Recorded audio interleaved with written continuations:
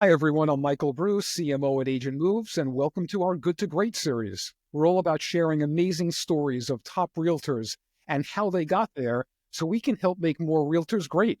Let's jump in and get started with our guest today. I'd like you to meet Laurie Allen, if I have this right, Macaluso. How did I do? You did okay. Okay, all right. So an interesting fun fact about Lori, quite amazing. She's in Park City, Utah. Happens to be one of my favorite places to ski. I was telling her I spent a number of years, maybe twice a year, I was able to get over there with my older kids. And she told me, yeah, live in Park City and I don't ski.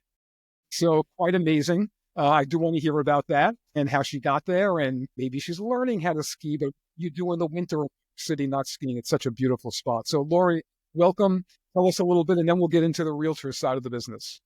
Yeah, thank you.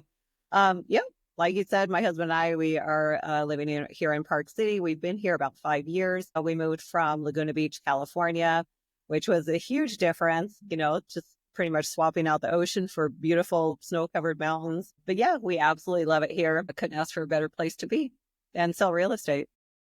Absolutely fabulous. What was the change again, knowing that you're not a skier, and it is a beautiful spot, and only kind of making light joke about not skiing. I know how beautiful that part of the country is in the spring and the summer.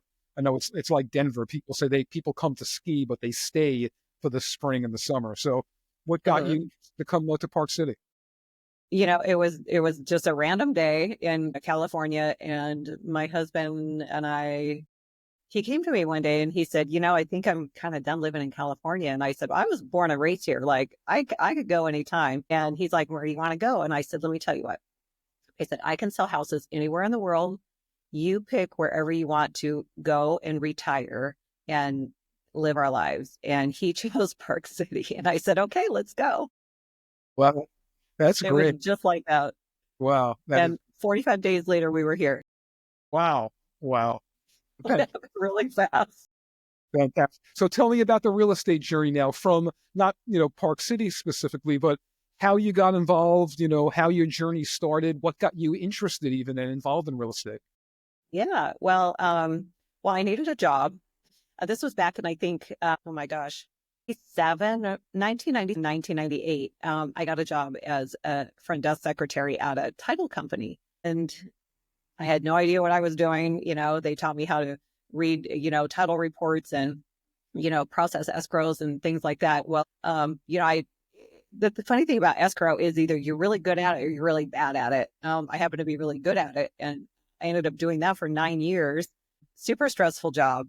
But what really made me fall in love, you're going to laugh, what made me fall in love with real estate, like the selling side of it, as an escrow officer, you're constantly cutting these huge commission checks for these agents. And I'm like, I want a piece of that.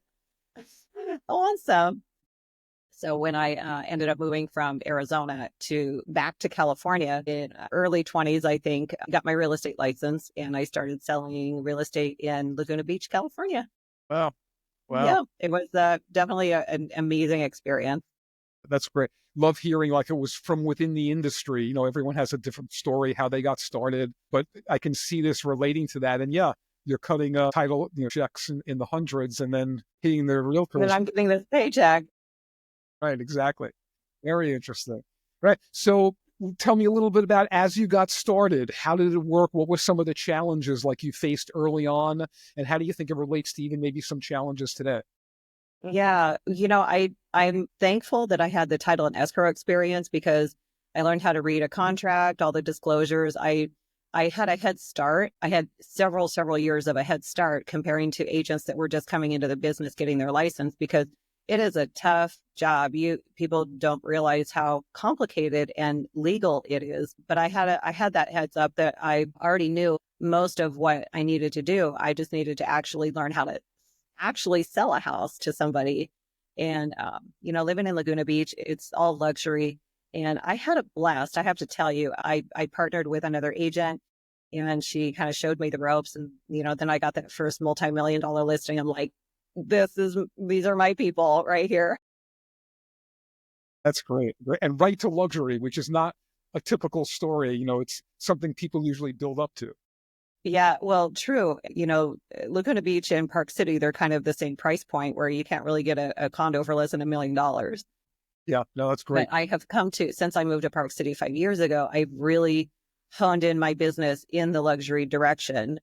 All the listings that I have right now are over, $1 million.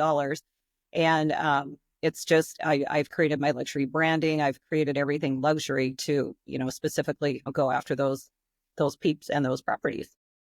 So talk about this part of it. I think other realtors would be interested in, it's almost like a second part of your career in real estate to be able to get up and say, I know I can sell houses anywhere in the world. Where do you want to live, honey? So now you get to Park City. Tell me how you get started. What was unique about you as you go in to work with sellers to, work their home? Like, what do you do that's different? Or again, they start accepting you. Yeah. Well, when I first got to Utah, I had to obviously get licensed here in Utah, which thankfully was easy because I had already been licensed and, it's pretty much all the same. I just had to learn the Utah laws for real estate. And so, I immediately joined a brokerage. I won't name the brokerage, but I ended up joining them out of loyalty because the owners were my friends and ended up not really being a great fit for me business wise. It wasn't a good business decision. And then I found the brokers that I'm currently with, which is EXP. I found this group of amazing agents to join, and we're called the Agent Collective. We all work together as a family to lift one another up and help us, all be successful. And I joined the luxury division of EXP, which just completely skyrocketed my business. It's separate everything. It's separate marketing, separate, for sale signs. It's a separate business card. It's just top of the line. And once you have these pieces at your disposal, I don't know if I want to say I automatically gained more confidence in approaching these multi-million-dollar sellers, but it definitely helped because, somebody has a listing that I'm going after, and I will pre-send them, this luxury presentation with my metal cutout business card, and it's top of the line. And all I want them to go is, wow, I got this from you today, and it's amazing, and we want to talk to you. Wow. I love that. So tell me a little bit more about that. What's your like percentage when you get in, to meet someone on a listing? What's your percentage of closing those? Closing a listing once I get into the appointment, I would say I'm about 90%. Well, that's wow. Can't ask for more. Because I can offer them global, I take their listing global, first of all. And it just gets top of the line luxury, everything. People with money, they love that. They love the word luxury and all that it comes with it. And when you can actually deliver that and show them that you're delivering it, they talk to their friends and the phone starts to ring. Right, right. And that's fantastic. So what's like the secret sauce a bit, right? You get in, so you have these elements that you've proven, the metal business card you talked about, your, upfront presentation. Now you get in. What do you do that you think like locks you in and sets you apart?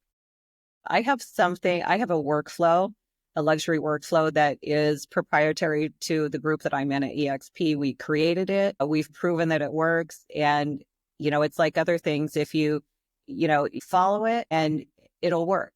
And then you repeat.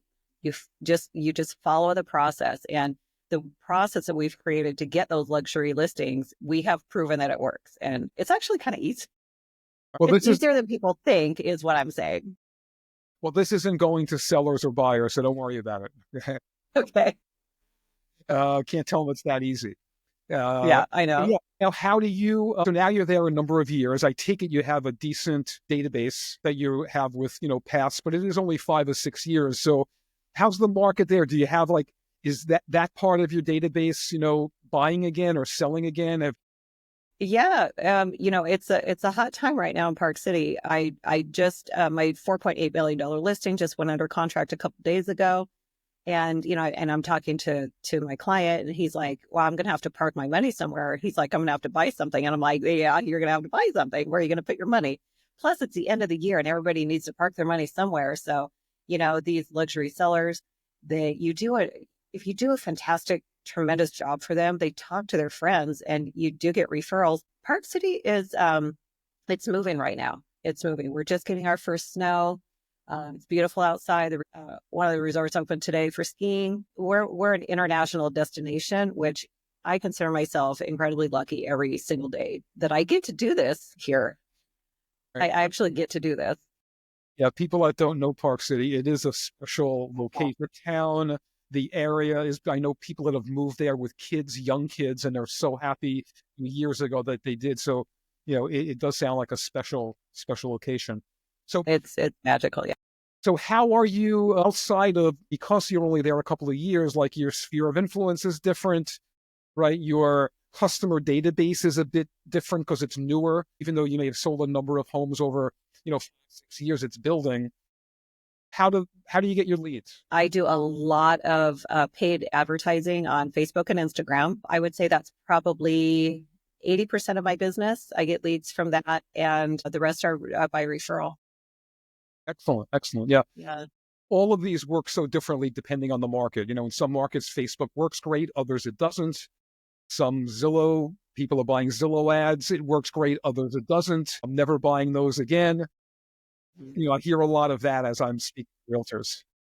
Yeah, I found this super, super special lead generation platform that I've used religiously for like the last 9 years. And, it provides me dedicated, I'm running the ads, I'm paying for the ads. So I'm the only one getting the leads back, which is fantastic. So it's really up to me to put in the work to, do all the follow-ups and keep in touch, over the days, the months, the years. A lot of people come around. I actually had this seller come around over a year. I reached out to her and then she finally said, all right, Laurie, you've bugged us enough. We're ready to sell. Well, what I have seen is that like that's kind of the trick, if you will, in real estate, right? The numbers are something like 85% of people do not use the same realtor that sold them their house to sell their house because they don't remember you. Yeah, they don't even remember your name. Yeah. Right. But, there's also a process that I follow where, my clients, after we close an escrow, whether it's a buyer or a seller, they get some sort of gift, whether it's a $5 Starbucks card, whether it's a $50 Home Depot card, or whether it's, some brownies or something like that. They get something from me every 3 months with a handwritten card that said, just thinking about you. Yeah, I don't even ask for a referral. I don't say, can you refer me to anybody? I just send the card and they love it. And they always reach out. They're like, a lot of them will say, you're constantly, on our minds. And, if we know of anybody, we're definitely going to send them over to you. So you just got to make that little extra effort and people really appreciate it. So you do this every 3 months for how long? Forever until they tell me to stop sending them things. I always tell new agents that are getting into the business, I say, you know what? I will call or contact in some way a seller until they let me list their house or they tell me to drop dead. Just keep calling them. One or the other is going to happen. That's right. I love that. Beautiful. So tell me now, what's next? Like, how do you get to the next level? Or what are you looking to do maybe different coming into 2025 now, the next couple of years, besides your husband retiring and you making all the money? Yeah. My husband's retired. I love that he's retired. He lets me just do whatever I want in real estate. Of course, we love to travel. And he's like, if you could just sell a house every month, that would be great. So we can, spend some time together and, go places and do things. And I'm like, you know what? I'm gonna jam my hardest for the next 5 years, and then maybe I can retire, and then we can just go do whatever we want forever and ever. My goal for 2025 is definitely more than one house a month, that's for sure. But I am taking my price points up.